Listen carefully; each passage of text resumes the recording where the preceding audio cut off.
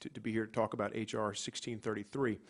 It's an honor to be here with Representative Noem, and I appreciate her leadership on this as well. I represent Virginia's 5th District, a primarily rural area which includes most of central and south side Virginia and is larger than the state of New Jersey. In the 5th District, we have a proud heritage in agriculture, manufacturing, and other resource-based industries that provide good-paying jobs for thousands of Virginians. Dust is a necessary byproduct of the hard work the farmers and businesses in my rural district perform every day.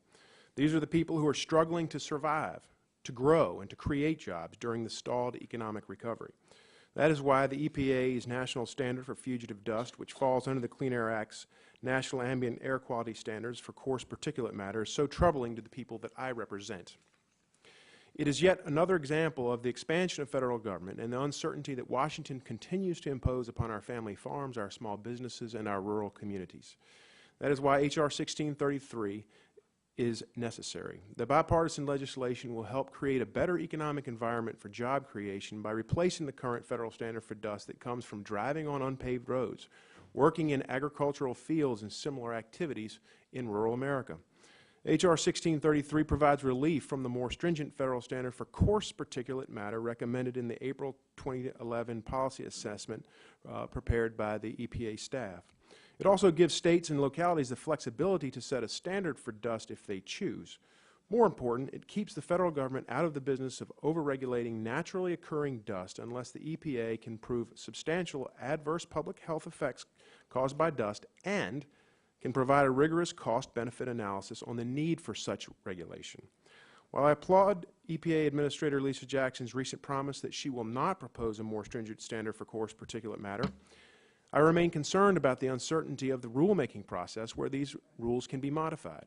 I'm also troubled by the comments of some of the administration officials to discredit the issue of federal dust regulation, including the Secretary of Agriculture, Tom Vilsack, who wrote that the regulation, and this is in quotes, the regulation of farm dust is another frequently repeated myth. After reviewing the EPA's 2006 federal standards for coarse particulate matter, which by definition includes dust, I respectfully disagree with the statement that this is a myth. I know that farmers and business owners in the 5th District disagree with this assessment of dust regulation as well. When traveling in the 5th District last year, I spoke with a small business owner who was warned by a state regulator about the amount of dust that was coming off of his property. When the business owner questioned further about the regulator's concern over this dust, the regulator replied that the business needed to take active measures to decrease the dust coming from the dirt driveway leading in and out of his facility. It also appears that the Sierra Club would take issue with the administration's statements that federal dust regulations are a myth as well. When discussing a petition it filed with the Virginia Air Pollution Control Board in my home state, which was ultimately dismissed, by the way, the Sierra Club alleged that the levels of dust it measured on a road in southwest Virginia were above the national health-based standard promulgated by the EPA. It's difficult to understand why the Sierra Club would take such action if the federal government mandates for fugitive dust are a myth.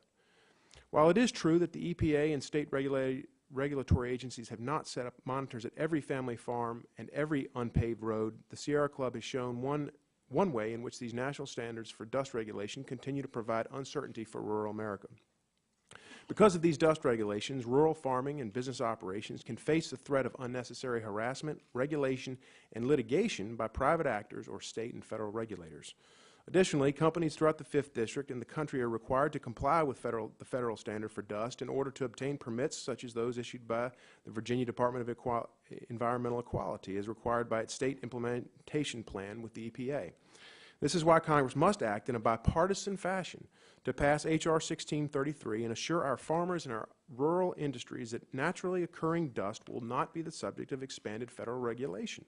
When it comes to dust, the EPA and the federal government should not mandate a one-size-fits-all standard that could eventually lead to lost production. With unemployment rates nearing 20% in some areas of Virginia's 5th District, we simply cannot afford to continue to perpetuate unnecessary regulations and uncertainty for the farmers and businesses in our rural communities. I thank the chairman and I thank the ranking member for inviting us to appear. I thank the subcommittee for considering our bill. I appreciate the opportunity to testify this morning and look forward to any questions. Well, thank both of you for your testimony. We appreciate your taking time to talk about your legislation, and I was delighted to hear Ms. Nome indicate that you do have bipartisan support. How many co-sponsors are of this bill do you have? Well, there's 100 co-sponsors that are signed on to the bill. There also has been a lot of support shown over in the Senate side as well. I mean, it's a common sense bill that we certainly recognize could be addressed, the concerns could be addressed through this legislation. And has a similar bill been introduced on the Senate side? You know, there has been a bill that has been talked about. I'm not certain if the sponsors are continuing to pursue it. Yeah. But when we say that EPA is not regulating particulate matter, of course, in any non-attainment area, if the state does not have a state implementation plan, the federal government certainly has the authority to step in. Is that correct, Mr. Hurd? Absolutely, and I would like to maybe address some of the concerns raised by Mr. Rush and Mr. Waxman, that Section 3 it does allow for the federal government to come in, but under circumstances that I think any American would find very reasonable, and that is when it is proven that there are substantial health risks and that after a cost-benefit analysis that this makes sense. And I think that from what I have heard across my district, that's exactly the kind of view that Americans and 5th District Virginians would like to see going on here in Washington. And it's also important to note that this does nothing to change the particulate matter 10 and PM 2.5 standards. Right. The emissions that the ranking member and Mr. Waxman discuss would still be regulated under or viewed through those different standards. Yeah. You know, it is interesting. We find ourselves here discussing the regulation of dust. I know that there are some studies that say, well, there's some correlation between particulate matter, coarse particulate matter, and health, and then there are other studies that indicate there is no causal relationship whatsoever.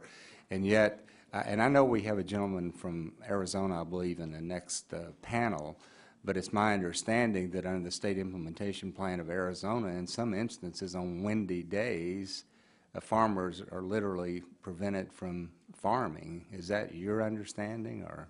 Mr. Chairman? Yes, it is my understanding, and that would be the facts that they face every single day. And I think there's a clear definition and difference between urban dust, which is the kind of dust that has been proven scientifically to create the adverse health effects that a lot of the questioning has come from. There hasn't been that kind of scientific research and data that has shown the detrimental effects of this nuisance dust, which we're addressing in this piece of legislation. We're talking about dirt, soil, matter that occurs naturally through the course. So some of the concerns that were brought up in previous statements did happen to come from coal-fired plants, from mining, other situations such as that. Scientific research has proven that that's very different than the type of rural dust that we're talking about with this piece of legislation. Yeah. If I could just comment on that, I think also one of the things that I've discovered in working on this legislation is that at some level we have standards, but at some level, at the end of the day, if you can't abate the dust, the only way to stop it is to stop production or stop driving on the roads. Right. And what does that translate to? Right. It translates to lost jobs. Yeah.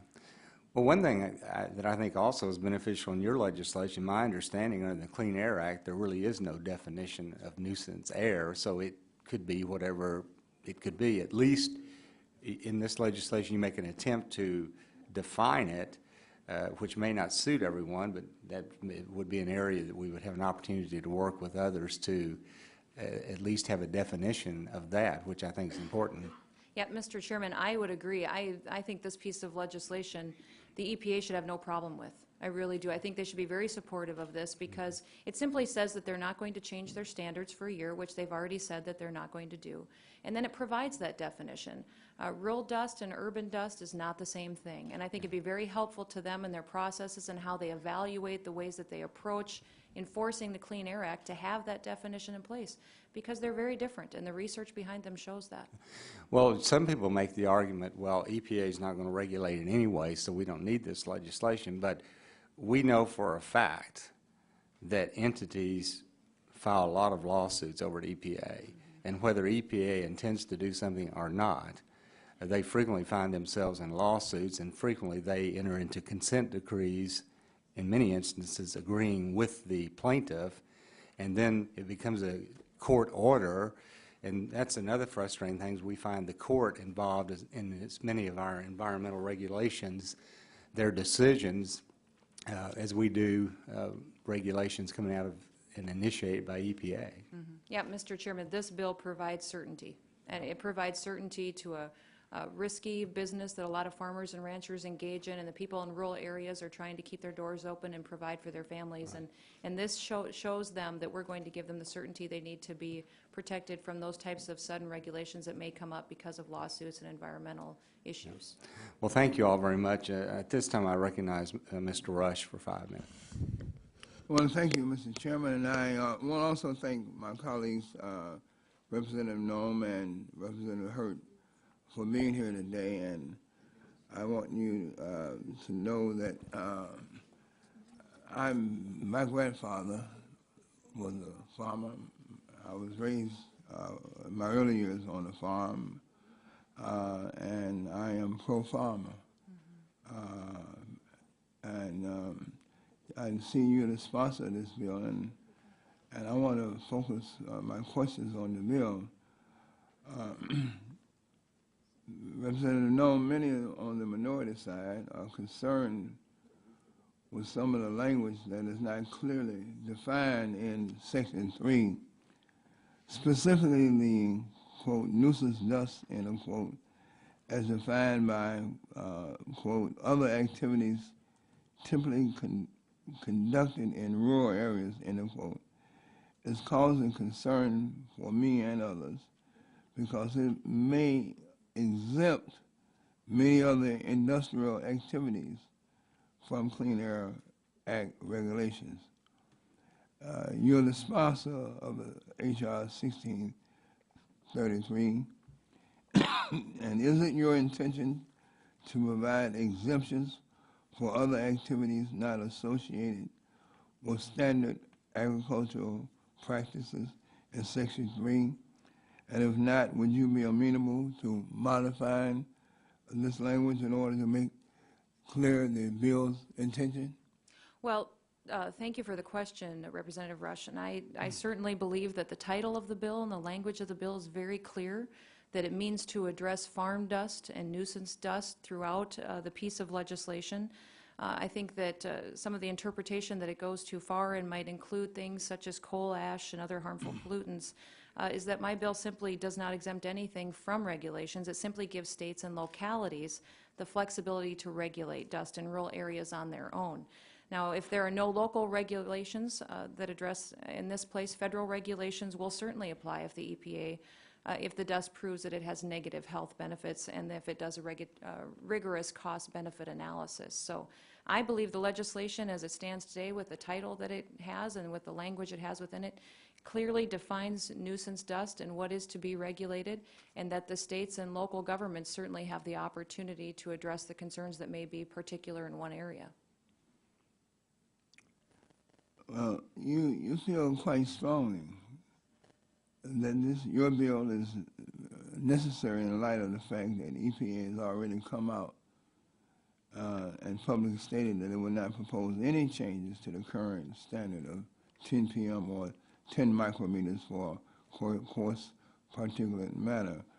Can you explain why do you feel so strongly? Well, I feel so strongly because I think the fact that if there's a piece of legislation out there that guarantees that EPA will not take any action for the next year, that's a benefit to our small farmers and producers across this country. That it's not that they wouldn't trust the EPA, but I certainly think that they would appreciate knowing that there is a guarantee on no changes for the next year. The second part of this bill is that it actually does define the difference between rural dust, nuisance dust, and urban dust, simply because of some of the testimony that I gave earlier that there's a big difference between the nuisance dust and that it has proven to not have the negative side effects and health benefits or detrimental effects that some of the urban dust does that you referenced when you gave your opening statement. There's a big difference between those two different types of dust that occur in this country, and that definition and clarity between the two will certainly help the industry as well. Is there any, besides the industrial dust, and particulate matter, is there any other dust classifications that are exempted or included in your legislation? Well, I don't believe so. As far as what this simply does is to put that definition into place in statute, that there is a nuisance dust definition, and what is included in that is the naturally occurring dust particles that would happen, and the difference between urban dust. And this gives clarity to the EPA. This makes their job easier. They can look at each of these two different types of dust and know specifically how to define them and what the adverse health effects are on those. And then it also allows them the opportunity to come into areas if the state and local governments do not. Thank you, Mr. Chairman. I yield back. Thank you, Mr. Rush. Yeah, it is the custom of this committee that the chairman and ranking member will ask other members questions. So we have completed that, and I want to thank you all once again for introducing the legislation and for... Mr. Chairman, you're not going to allow other members to ask questions of this panel? Would you like to ask some questions? Yeah, I'd like to ask some questions. Okay. about this. Without objection, then I recognize the gentleman for 5 minutes. I just want to take issue with some of the things that have been said, because I think you've oversimplified it to the point where I think your conclusions are incorrect. First of all, the title of the bill has no legislative effect. What has legislative effect is the wording of the bill. And you've made a couple of statements, Representative Noem, that I take issue with. You said there's no proven difference between, there's a proven difference between urban and rural dust. I said, thank you, Mr. Yeah. Representative Waxman. I appreciate that. What my statement was, or should have been, was that the scientific research is very different, showing the detrimental effects of urban dust versus rural dust, that there's much different research data that's available on the detrimental health effects of urban dust, as whereas there's... The Clean Air Act doesn't regulate dust. The Clean Air regulates harmful pollutants. And in this case, we're talking about two kinds of pollutants. We're talking about fine particulates and coarse particulates. The standard was originally set when President Reagan was president, and it has been reviewed, but this basic standard has been in place. Now, you said that there's no proven adverse health effect from rural dust. If that rural dust is produced by farm machinery, that could have harmful impact, couldn't it? It could, but we could speculate all day. What I prefer to operate with is the facts that we have in front of us. Well, the facts we have in front of us is your bill defines this nuisance dust, which is a new term in law that you would propose to put in law, and it says particulate matter generated from natural sources, okay, unpaved roads, agricultural activities, earth moving, or activities typically conducted in rural areas. And I mentioned in my opening statement there are a lot of things conducted in rural areas which could add to the particulate matter, which, particularly in the area of fine particulate, is a genuine threat to human health. The point that I'm raising is that your intentions seem to be, both of you, pretty reasonable. You don't want the dust in rural areas regulated, as Congressman Hurd said. If you're going to try to stop the dust coming from farms, you'd have to close down the farms and lose the jobs. No, that doesn't make any sense at all. But the problem is nobody's proposing to do the things that you fear might happen. If you had a one-year period of time in which there could be no regulation on coarse particulates coming from dust in the rural areas, well, that could give somebody certainty for a year. Nobody's planning to do it anyway. But I fear that your bill is drafted in a way that goes much further, and it doesn't sound like that's your intention. Representative Noem, I mentioned in my opening statement that it's a non-existent problem, and we have so many real ones that should be addressing. There was an editorial my staff brought to my attention from a newspaper. It's the largest newspaper in South Dakota, and it said, there are important issues at the federal level right now that will have direct impact on our state, so it's disappointing to see Representative Kristi Noem continue her fight against a made-up problem like the potential for farm dust regulations by the Environmental Protection Agency.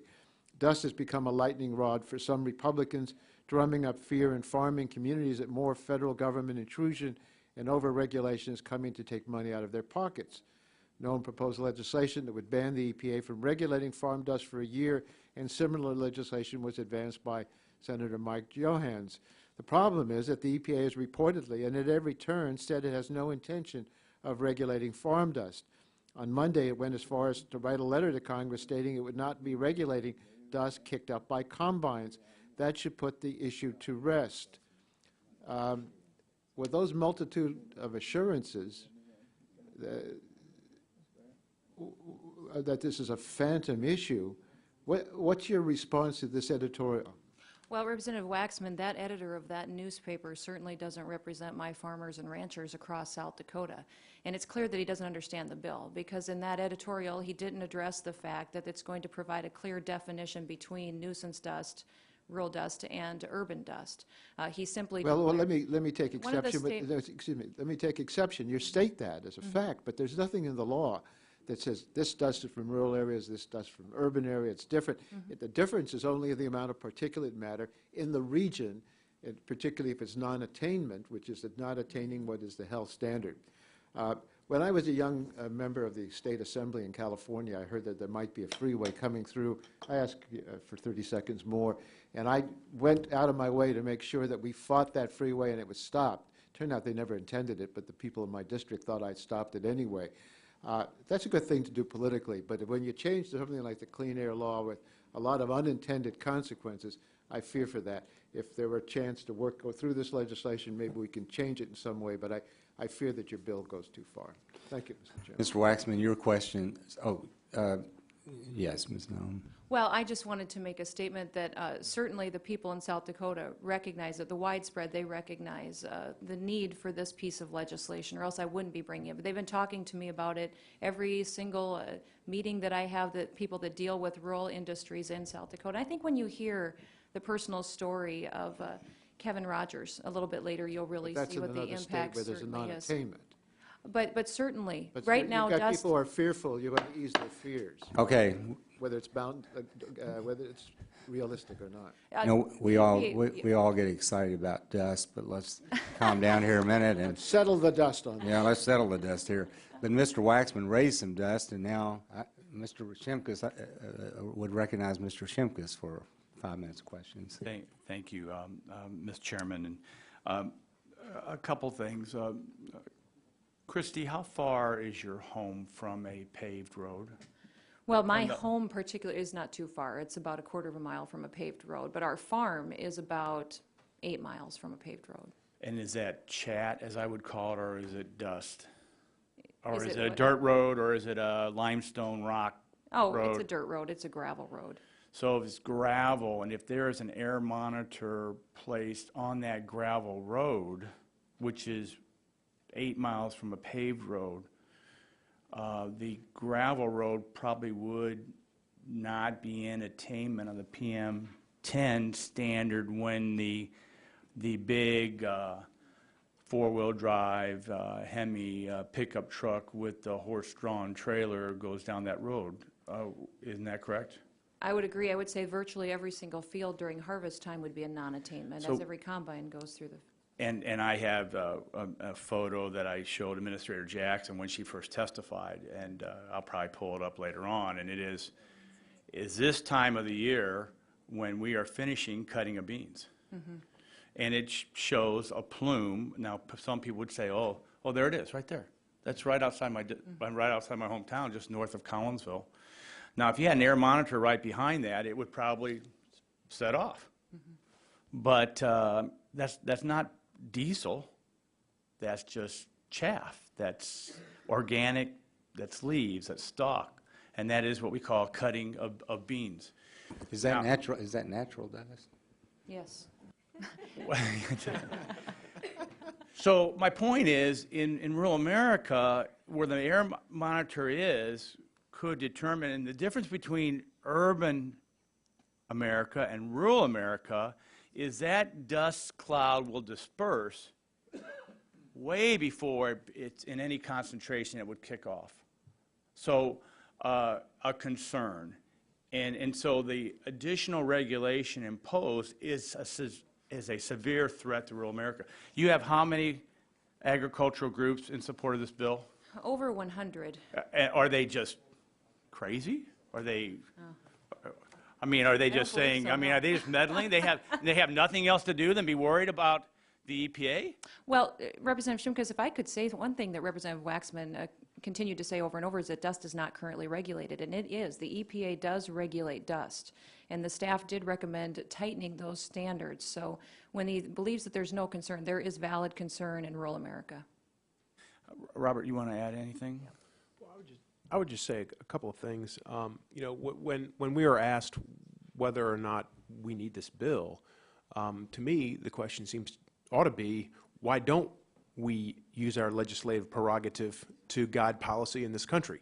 I think if you talk to the people I represent, they say for far too long, the Congress has wholesale given its legislative prerogative over to agencies like the EPA, who are not elected, who are not accountable to the people. So why on earth would not we take our responsibility as being a voice for the people seriously? And why would not? What objection could one have to exercising that legislative authority that's been given to us by the people we represent?